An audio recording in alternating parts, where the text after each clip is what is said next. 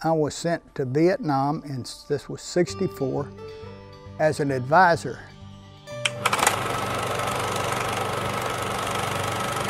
Those of us who had never been in combat were excited. Oh boy, that's what we're trained to do. This is going to be a real nice little war, and we're going to get some experience. It didn't turn out quite that way, but walking down a almost dry creek bed, right in the middle of the bush, and all of a sudden there comes a Chi-Com, that's a grenade, comes right out and falls right there at my feet. And I'm looking down, and I wasn't exactly praying at this particular time. I was thinking bad thoughts, but it was a dud. It kind of went foof. And I got a couple of little pieces of shrapnel in my legs and one or two here, but you know, not any they couldn't pull out, nothing serious. So that's the first time in combat I realized God. I said, why, God, was that a dud? And what? I got a brand new, right out of Annapolis, right out of basic school, second lieutenant. He kept bugging me to send him out on a patrol. John, you're not ready yet. Now, at that time, there weren't that many Marines graduates of Annapolis.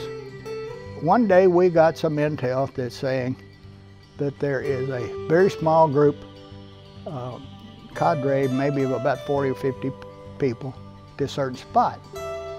And I sent John out with 2 platoons, which was about 50 men, with a weapons platoon with them. And they got ambushed. And John was on the radio to me when he got killed. And that broke my heart.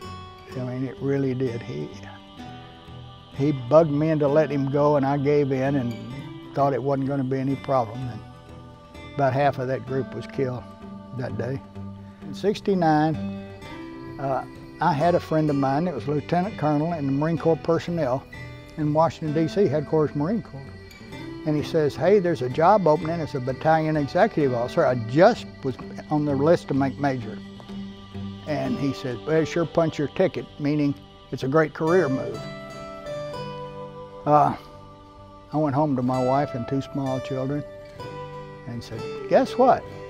I got a good shot at a good job back in Vietnam.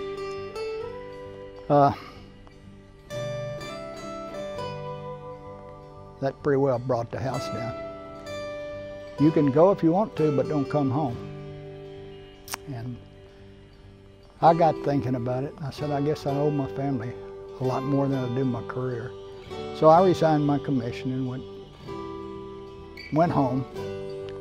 The good thing was it was a great decision in the long run. The sad thing was that about a year after I got out, she left me for another man. Later on, after they set up the wall, when I went there, I counted 142 men that I personally served with out of the 58,000 on the wall. And that was another God experience, and I think, why me, God? Why was I let go? Why did I survive it? What Bill said to me one time not long ago. It's a shame we're not young enough to go or straighten that mess out. And I said, yes, it is. At least we got the attitude. But it was an honor. And I have often wondered, how do people without God make it?